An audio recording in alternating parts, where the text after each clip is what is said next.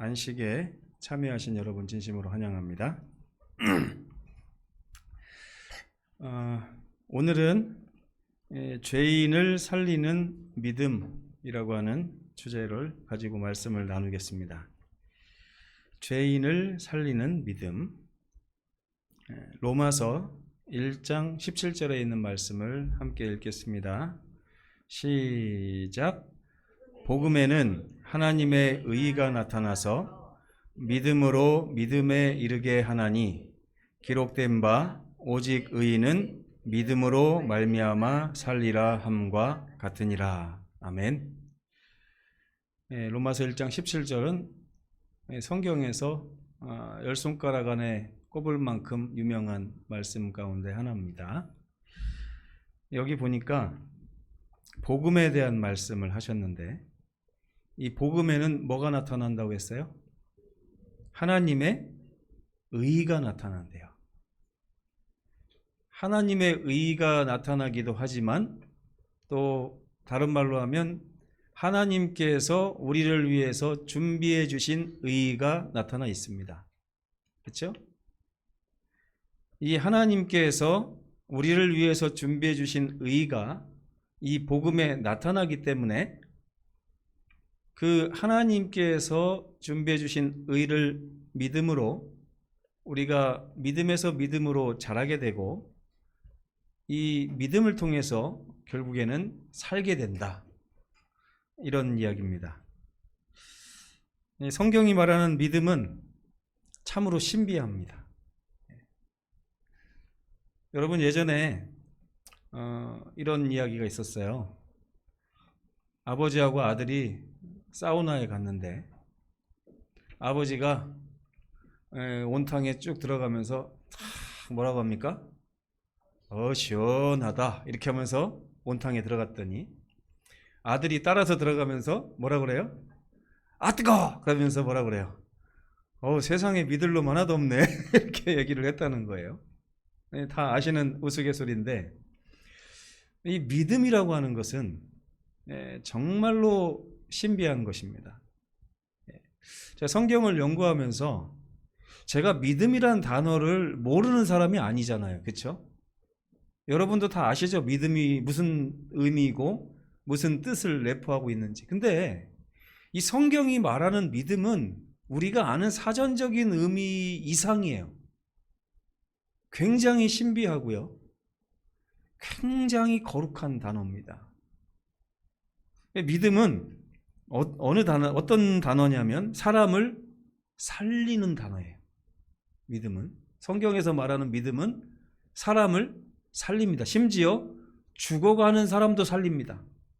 심지어 이미 죽은 사람도 살리는 게 이 믿음입니다. 그리고 믿음은 엉망진창으로 변해버린 타락한 사람을 변화시킵니다. 여러분 주변에 보면 너무나 망가진 사람들이 있죠?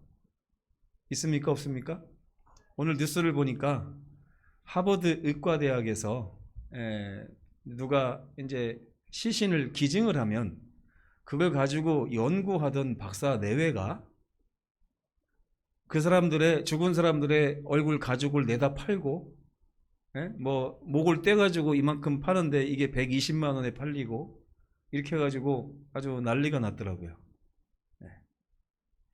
그렇게 망가진 사람들, 여러분, 제가 그 기사를 읽으면서 뭐라고 생각했냐면, 와, 어떻게 살다 이런 사람들이 다 있을까?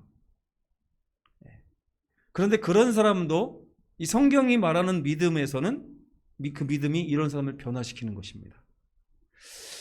또 성경에 나오는 믿음은 사람을 자라나게 합니다. 결국에 그 사람의 영원한 운명을 결정짓게 하는 것도 믿음입니다. 이렇게 얘기를 하니까 믿음이 좀 새롭게 다가오십니까? 그런데 여기 좀 전에 읽은 말씀에 보면 복음에는 하나님의 의가 나타나요. 하나님께서 이 믿음이라는 것을 통해서 사람을 살리기도 하고 변화시키시기도 하고 자라나게 하기도 하고 영원한 운명을 주시기도 하기 원하시는데, 그 목적을 달성하기 위해서 하나님께서 이 복음이란 걸 주셔가지고 복음 안에다가 하나님의 의를 숨겨 놓으신 거예요. 그러면 또 하나님의 의가 정말 대단해 보이지 않습니까? 귀중해 보이죠? 예. 또 로마서 1장 16절에 보면 이 믿음은 그것을 믿는 모든 자에게 구원을 베푸시는 하나님의 능력이 있는데, 그 능력이 우리 삶에 미치는 통로가 바로 믿음이다 그랬어요. 저는 성경을 공부하기도 하고 가르치기도 하고 배우기도 하고 이제 평생을 이렇게 하면서 하나 느낀 게, 믿음만 제대로 가지고 있으면 성경에서 말하는 모든 것이 나의 삶에 이루어지겠구나. 간단하구나. 믿음을 배워야겠다. 이런 생각을 좀 하게 됐습니다. 근데 이 믿음의 정체는 무엇입니까? 바로 하나님에 대한 믿음입니다. 하나님에 대해. 내일 로또 번호가 뭐뭐입니다 라고 하는 걸 믿는 게 믿음이 아니고 하나님에 대한 믿음이에요. 하나님에 대한 믿음. 이게 그렇게 중요한 것입니다. 다르게 말하면 뭐예요? 하나님에 대해서 우리가 믿음을 갖고 있으면 그 믿음이 우리를 살린다는 거예요. 우리를 변화시키고 우리를 자라나게 하고 우리에게 영원한 생명을 준다는 것입니다. 이 믿음이. 이 사도 바울은 모든 인생들이 이렇게 불행을 겪고 있는 이유 자체를, 그 원인과 결과가 이렇게 죄 때문이라고 설명을 하고 있습니다. 로마서 5장 12절에 보면 한 사람 아담으로 말미암아 죄가 세상에 들어와서 이 죄 때문에 사람들이 사망을 경험할 수밖에 없는 속절없는 존재가 되었다. 이것이 이제 사도 바울이 말하는 모든 인생들의 불행의 원인 그리고 결과입니다. 죄 때문이래요. 근데 이제 죄가 뭐냐? 여러분, 저 사람 죄졌어. 저 사람 죄인이야. 그러면 느낌이 딱 오죠. 어떤 사람이라는 게. 그렇죠? 무슨 죄를 지었는가. 근데 성경이 말하는 죄도 내내 그런 것을 포함하고 있긴 하지만 성경은 모든 죄의 원인이 되는 죄를 진짜 죄라고 말합니다. 네. 어린 아이가 거지가 돼서 막 지저분하고 남의 걸 훔쳐먹고 씻지도 않고 욕을 함부로 하고 막 그런다고 생각해 보세요. 그 아이는 죄인입니까? 아닙니까? 네? 분명히 죄잖아요. 그죠? 남의 거 훔치면 죄, 남을 막 때리면 죄, 남에게 침 뱉으면 죄, 다 죄예요. 그 아이가 하는 모든 행동들은 다 죄입니다. 그런데 여러분, 저희 집사람이 지금 그랬죠. 불쌍하다고. 왜 불쌍해요? 그 아이가 행하는 죄가 결국에는 그 아이의 잘못 때문에 일어난 죄는 아니라는 거예요. 그래서 불쌍한 거예요. 그래서 이유가 뭔가 봤더니 태어나서 3개월 만에 버려진 거예요. 아이가 버려지고 남에게 멸시받고 조롱당하고 구박받고 하면서 자라다 보니까 그렇게 된 거죠. 그래서 성경은 우리가 이렇게 한 사람으로부터 시작된 이 죄가 세상에 들어와서 많은 사람들을 죄로 얼룩지게 만들고 그 죄 때문에 우리가 서로 찌르면서 살고 있거든요. 오늘도 애들 데리러 이제 학교 갔다 오는데 제가 길이 좀 밀렸어요. 그래서 저 뒤에서부터 이제 여기 외곽도로 빠져나오는 데 있지 않습니까? 거기서 빠져나가려고 줄을 섰어요. 섰는데 이런 생각이 드는 겁니다. 너무 뒤에부터 줄을 섰나? 이런 생각이 들어요. 좀 앞에 가서 줄을 섰어야 되는데 너무 뒤에서부터 줄을 서니까 이게 보통 오래 걸리는 게 아니더라고요. 근데 뭐 이왕 섰기 때문에 그냥 이렇게 계속 가고 있었어요. 한참을 가가지고 이제 입구까지, 램프 입구까지 가가지고 딱 가려고 하는데 관광버스가 저쪽에서 쫙 오더니 맨 앞에 딱 끼어드는 거예요. 맨 앞에. 얼마나 화가 나고 기분이 나쁜지. 야, 어떻게 세상에 저렇게 양심도 없는 사람이 다 있지. 중간에 끼어드는 것도 아니고 이렇게 앞에까지 와서 껴들까? 막 이런 생각을 하면서 참 나쁘다 이렇게 생각을 했었어요. 근데 이 모든 사람들의 이 죄가 서로를 찌르고 그 사람 덕분에 저도 죄를 범한 거죠. 또 미워했으니까. 그렇죠? 이 모든 죄의 원인은 근본적인 죄가 있는데 그 근본적인 죄가 바로 창세기 3장에 나오는 선악을 알게 하는 나무에서 일어났던 죄예요. 그 죄를 한마디로 요약하면 뭐라고 요약할 수 있겠습니까? 마귀가 하와에게 어떻게 시킨 거예요? 하나님을 믿고 신뢰하라고요? 아니면 의심하고 불신하라고요? 그렇죠? 이 단순한 한 가지. 근데 어떤 분은 이걸 떠나서 어떤 얘기 하냐면 사과 하나 따먹은 거 가지고 너무 심한 거 아닙니까? 이렇게 얘기해요. 근데 그게 사과 하나 따먹은 것 때문에 죄를 정한다 그러면 너무 심한 거는 맞아요. 근데 그 죄가 아니라요. 하나님을 전적으로 신뢰하는 삶을 누릴 것이냐 아니면 하나님을 불신하고 살 것이냐 이 문제에 대한 시험이기 때문에 이것이 인류의 운명을 가른 것입니다. 죄라는 것은 하나님께 대한 우리 인류의 믿음의 상실을 죄라고 해요. 여러분 지금 여러분 하나님 믿으십니까? 안 믿으십니까? 네? 노아 홍수 때 하나님을 믿었던 사람이 몇 명 정도 될까요? 노아 홍수 때 아마 여러분이 마이크를 들고서 그 당시로 가서 인터뷰를 한다고 하면 방주에 타지 않은 사람들도 물어보면 그 당시에 전부 다 악인들만 있던 거 아닙니다. 그렇죠? 물어봐요. 김남효 장로님 하나님을 믿으십니까? 아, 그럼요 믿죠. 근데 왜 방주에 타지 않으십니까? 그럼 뭐라 그래요? 좀 이따 탈 겁니다. 지금 바로 타라고 했는데요. 뭐 좀 이따 타도 될 것 같아요. 이렇게 하다가 보니까 마지막에 몇 명밖에 안 남았어요? 8명밖에 안 남았어요. 믿음이라는 거는 아주 중요해요. 이 하나님에 대한 이 신뢰가 이만큼이라도 무너진 사람들의 삶에는 반드시 문제가 생기게 돼 있는 것입니다. 그래서 뱀으로 가장한 사탄이 하나님을 향한 인류의 무한한 신뢰와 믿음을 선악을 알게 하는 나무에서 흔들어 버린 사건 때문에 오늘 우리가 이런 결과를 겪고 있는 거예요. 그래서 하나님께서는 이걸 회복시키시기 위하여 우리에게 믿음을 요구하십니다.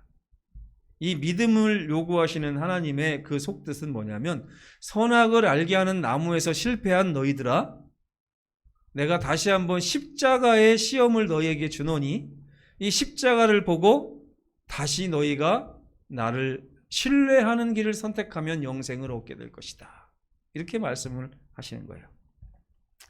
하나님께서 우리에게 이 믿음을 요구하시는 이유는 그분의 본질 자체가 사랑이기 때문에 그렇습니다. 그분은 사랑의 근원이실 뿐만 아니라 사랑을 하고 싶어 해요. 여러분 사랑을 막 하고 싶을 때 있지 않으세요? 우리 박정년 집사님은 우리 아이들 볼 때 막 사랑을 하고 싶죠? 예. 저도 막 요새 사랑을 많이 하고 싶은데 우리 다나가 응답을 잘 안 합니다. 예. 이제 막 뽀뽀도 못하게 하고 터치도 못하게 하고 안아주지도 못하게 하고 막 그래가지고 참 도대체 인생에 사는 맛이 뭔가 이렇게 하고 있습니다 요즘에. 예. 근데 우리 단우하고는 벌써 다 끝난 지 오래된 것 같아요. 막내가 아니기도 하니까 그런데 그래도 어떨 때 피곤해 쩔어갖고 자는 모습을 보면 참 이 세상에 괜히 태어나게 해가지고 저런 고생길을 겪게 하는 거 아닌가 이런 미안한 마음도 있습니다. 아빠의 마음을 아는지 모르는지 모르겠지만 근데 하나님은 사랑하고 싶어가지고 계속 우리를 사랑하시면서 뭐냐면 내 사랑은 진짜니 제발 믿어달라 이렇게 말씀하고 있어요. 내 사랑 진짜라고요. 그리고 하나님이 또 뭐라고 하시냐면 나는 사랑을 행사할 뭐도 있다? 능력도 있다. 너희가 내가 사랑하도록 나를 믿고 너희를 나에게 맡기기만 하면 나는 너희를 영원토록 지금부터 영원토록 사랑해 줄 건데 내 사랑 안에 거하기만 하면 너희는 어떻게 하다? 행복하다. 믿으세요? 안 믿으세요? 하나님 사랑 받으면서 사는 게 지금부터 영원까지 행복하다는 걸 믿으십니까? 안 믿으십니까? 나중에요. 믿으실 겁니까? 나중에? 지금은 일단 믿고 행동은 나중에. 하나님의 진심을 알고 그분을 신뢰하기만 한다면 그 풍성하게 부어지는 사랑으로 인하여 사람이 영생을 누릴 수 있게 됩니다. 돼요. 근데 중요한 거는 이 영생이 나중에 시작되는 게 아니고 지금 시작하는 모든 사람에게 지금부터 영생이 시작된다는 거예요. 저는 여기서 우리 믿음의 한계를 봅니다. 많은 분들이 믿는다고 그래요. 믿는다고. 여러분 누가 이렇게 다니다가 당신은 예수님 믿는 사람입니까? 그럼 다 뭐라고 대답하십니까? 예라고 하죠. 근데 중요한 거는 예수님을 믿는다면 바로 지금부터 믿어야 돼요. 지금부터 믿는 삶을 사는 것이 예수님 믿는 것입니다. 방주에 안 타요, 사람들이. 방주에 안 타고 나중에 타려고 하고 두 발을 다 올려놔야 되는데 한 발만 올려놓으려고 하고 이게 다 믿음의 부족 때문에 그런 것입니다. 하나님께서는 죄인에게 이 믿음을 요구하시는데 그 믿음이 바로 이 죄인에게 대한 해결책이기 때문에 그래요. 저는 예전에 이런 생각도 한 적이 있습니다. 하나님 구원해 주시려면 그냥 무조건 구원해 주시면 되지. 그냥 자고 일어났더니 내가 천국에 딱 와 있으면 하나님 감사합니다 할 텐데 하나님이 자꾸만 왜 저에게 믿으면 준다고 하십니까? 믿으면. 너무 조건적 아닙니까? 그런 생각을 했었어요. 근데 성경에 나오는 믿음을 깊게 들여다보면 들여다볼수록 이 믿음 자체가 영생하고 밀접하게 관련이 있기 때문에 하나님이 영생하기 위해서 우리는 반드시 믿음이 필요한 걸 아시기 때문에 우리에게 믿음을 요구하시는 거라는 사실을 알게 됐습니다. 그래서 이 믿음은요 지금 시작해야만 우리에게 유익이 됩니다. 근데 이제 로마서 10장 17절에 보면 믿음은 들음에서 나고 들음은 하나님의 말씀으로부터 시작된다 이런 말씀이 있잖아요. 근데 여러분 제가 이걸 평생 고민하던 것 중에 하나인데 어떤 사람은 믿는다고 하면서 지금 시작을 하고 어떤 사람은 믿는다고 하는데 나중에 시작하려고 그래요. 이 차이가 뭘까요? 똑같이 하나님 믿는 사람인데 어떤 사람은 지금부터 열심히 하나님 믿고 살고 어떤 사람은 나중에 자꾸 미뤄서 하나님 믿으려고 하는데 그 차이가 뭘까요?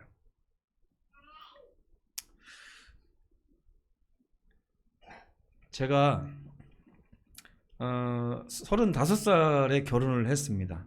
그러면 결혼할 때 다른 친구들보다는 좀 정신적으로 성숙했겠습니까? 안 했겠습니까? 네? 35살에 결혼했는데 25살에 결혼했던 사람보다는 좀 성숙했겠죠, 제가? 그래서 제가 어떤 생각을 했냐면 저는 이미 35년이라는 삶을 살았기 때문에 제가 어떤 배우자를 만나야 제가 행복하다는 사실을 제가 스스로 안다라고 생각을 했어요. 그렇게 교만한 마음 가운데 있는 차에 저희 동생이 저희 작은 처남하고 작당을 해가지고 저희 집사람하고 저를 만나게 했어요. 그래서 아까 그 생각 있죠. 저는 스스로 배우자를 결정할 수 있는 능력이 있다라는 생각을 가지고 이 사람을 만났더니 결론이 뭐가 나왔냐면 아니라는 거예요. 이 사람 아니다. 보니까 저 사람도 저랑 똑같은 생각을 가지고 있는 것 같더라고요. 그래서 그냥 서로 아주 신사적으로 그날 헤어졌습니다. 그렇게 헤어졌고 나면 끝난 거예요. 그렇죠? 왜? 저 사람은 아무리 생각해봐도 제가 그날 데이트를 해서 보니까 저랑 평생을 같이 할 사람은 아니라는 생각이 들었어요. 아주 확신이 왔어요. 뭐 남 얘기하는 것처럼 그러지 말고 똑같잖아요 그때. 근데 있잖아요. 집에 와서 동생한테 하루 이틀 있다가 혼났어요. 내가 어떻게 만든 자리인데 한 번 가보고 안 가보냐. 그래가지고 막 반강제적으로 나갔더니 저 사람도 반강제적으로 또 떠밀려서 나왔더라고요. 그래가지고 2번을 만나고 3번을 만나면서 제 생각이 변했을까요? 안 변했을까요? 네? 변했어요. 그리고 결혼하고 1년 지나고 2년 지나고 3년 지나면서 생각이 더 변했을까요? 안 변했을까요? 변하더라고요. 이게 너무 중요한 거예요, 여러분. 왜 그러냐?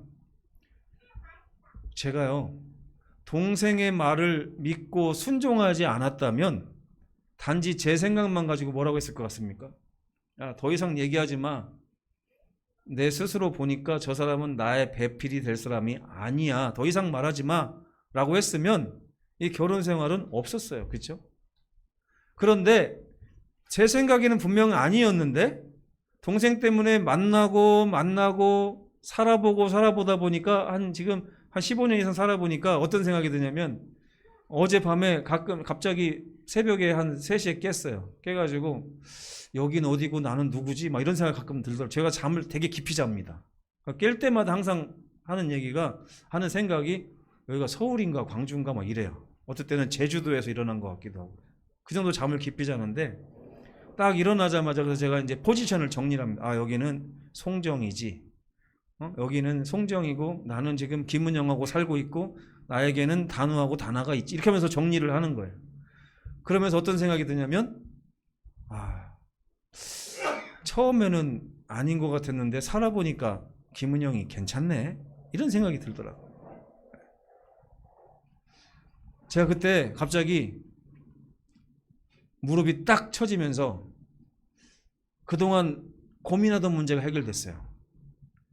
제가 예전에요, 하나님하고 뭘 가지고 싸웠냐면, 하나님, 저는요, 하나님의 말씀이 내 마음에 이해되기 전까지는 순종할 수 없습니다.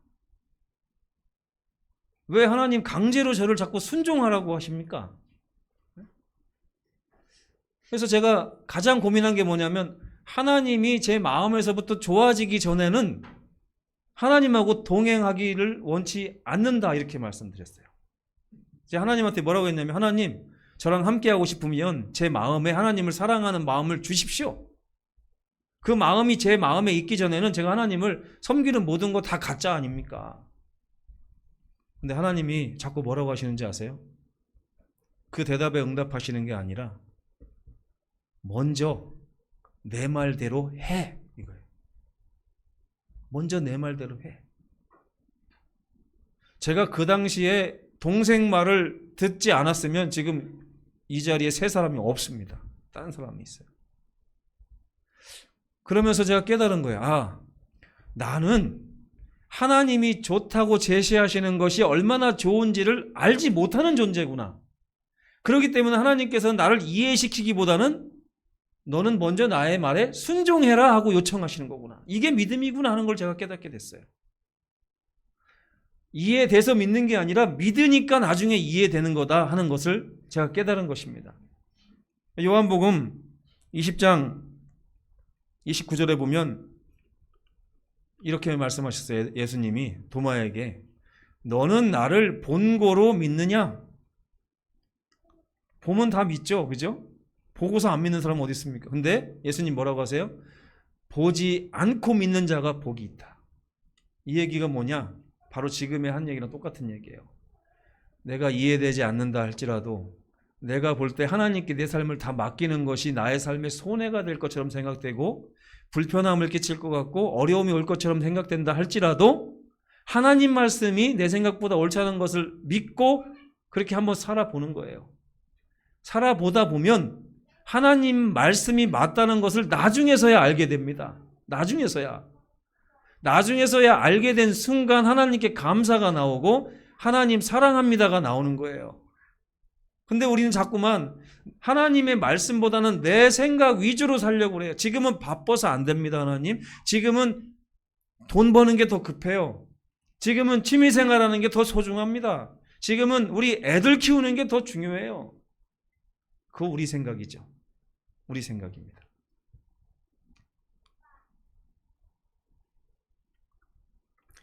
그래서 사도행전에 이디오피아 내시 이야기가 나오잖아요.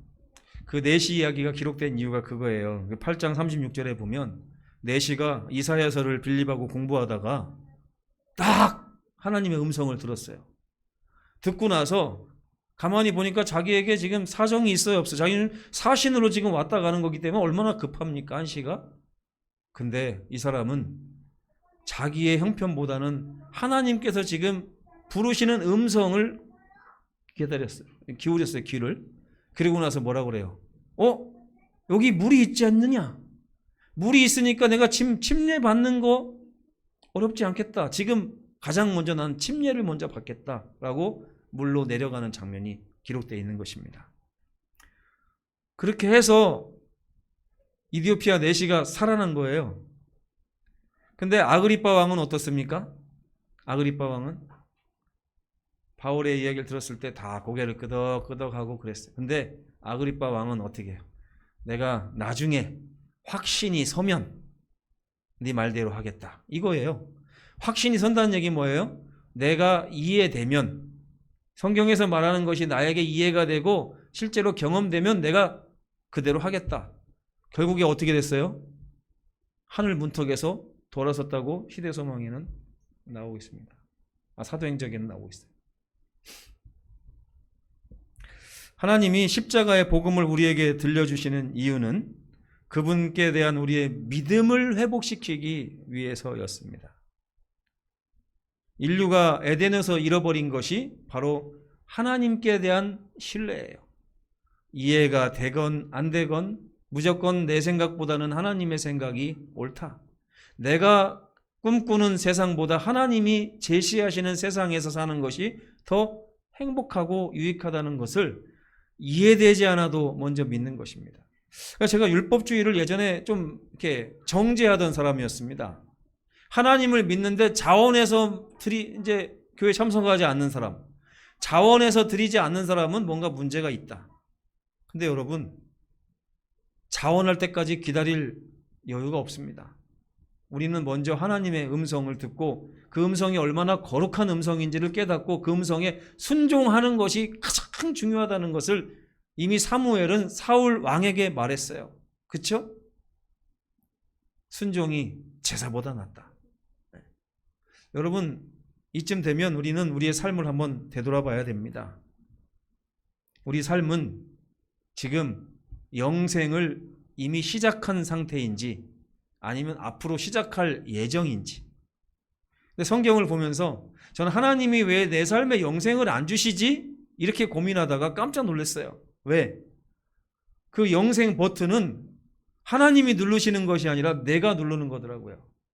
내가 지금 시작하고 싶으면 지금 누르는 것이고 나중에 시작하고 싶으면 나중에 누르는 것이 영생 버튼이에요. 근데 많은 분들이 이 버튼 누르기를 두려워합니다. 누르는 순간 내 삶에 어려움이 찾아올 것 같고 불편해질 것 같고 내 삶에 뭔가 위기가 닥쳐올 것처럼 사탄이 느끼게 하기 때문이고 내 마음이 그렇게 흔들리고 있기 때문에 그렇습니다. 근데 여러분, 믿음이라는 것은요, 하나님의 능력과 하나님의 사랑을 믿고 먼저 순종하는 것입니다. 순종하면 나중에 그때 그 버튼 안 눌렀으면 어쩔 뻔했어 라고 생각하게 될 것입니다. 성경은 계속해서 소리를 높입니다. 주 예수를 믿으라 지금, 그리하면 너와 내 집이 구원을 받으리라. 인류의 역사는 하나님에 대한 사람의 믿음을 회복시키고자 하는 하나님의 역사죠. 하나님께서는 그래서 독생자를 주셨고 십자가를 세우셨습니다. 그분을 바라보는 자는 모두 살아나게 될 것이지만 그분을 지금 바라보지 않고 나중에 바라본다거나 아니면 미루는 분은 뱀의 독에 여지없이 당하게 될 것입니다. 뱀에게 물린 자가 순종하는 순간 노뱀을 쳐다본 자가 됩니다. 노뱀을 쳐다본 자가 되어 하나님을 믿는 자가 되면 하나님께서 그 사람을 온전히 케어할 수 있고요. 그 사람에게 약속하신 모든 것을 온전히 부어주실 수 있는 상태가 되는 것입니다. 여러분이 그 버튼을 누르지 않으면 하나님은 바구니에 잔뜩 선물을 지고 계속 쏟아부으기 전에 기다리고 있는 그 자세로 몇 년을 기다리시게 될 것입니다. 여러분, 그 버튼을 지금 누르셔야 돼요. 바로 오늘부터 나는 내 모든 삶을 하나님이 이끄시는 곳으로 붙들어 매고 가겠다. 왜? 나는 하나님을 순종하기로 선택했으니까.